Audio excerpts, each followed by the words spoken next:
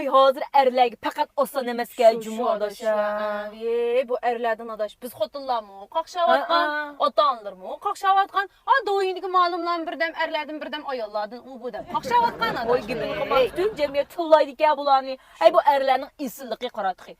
Adam külüp ötküzüydü de o ya bizge oxşaş uğraşmaydı, bilçenlik qilmaydı, yığılab dədini tökmeden bir işçiga yutudu qara. Şomo jiqarlar osan kesal olub ketdik ya.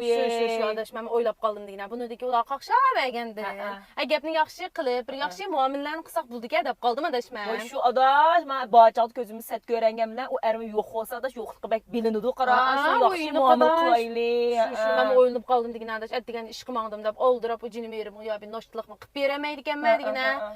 Şu bəzi oylab, ədinin başlamış qopub bir qılıb əşinci olsalarını qılayım gedib oyladım. Şu aşta qılaylı adaş. Məmmətço bunu ki, bərabər atgan qopumuz işi barımızda.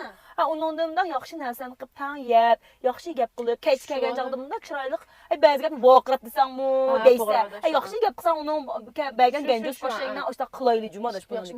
Yaxşı muamele qılaylı ha. 2 gündən keyin. Ha adaş, yo'ldishimizga əşinci olsan qıb çıxdınızmı? Manisun o. Uğraşıp çıktım ettigen. Oy nim boldu? Vay adaş, zaten kısam qaraydıgan sinim yok. Oy nim bu oldıraşçılık bulan qıpıydı.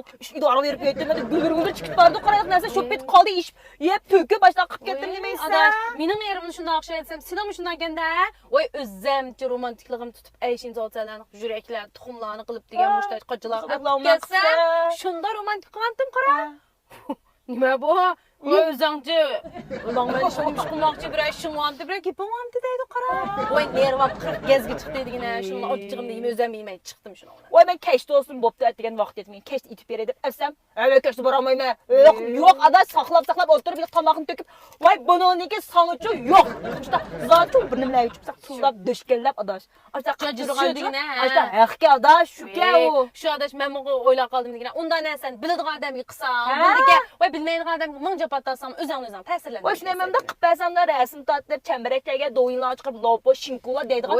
Biladigan odam qo'yasın. Voy ular ottasın bol qurqlan g'ajab bununki narigiz neju bo'lmayli jumu. Voy ular bundan qilib beramiz degandan adaş. Bir yangi oshqanda bir zolchalari chiqib ketdi. To'xtaysan, bir gap uzurini birasini tushib keladi. Ashta qilaylik, o birini ottasın.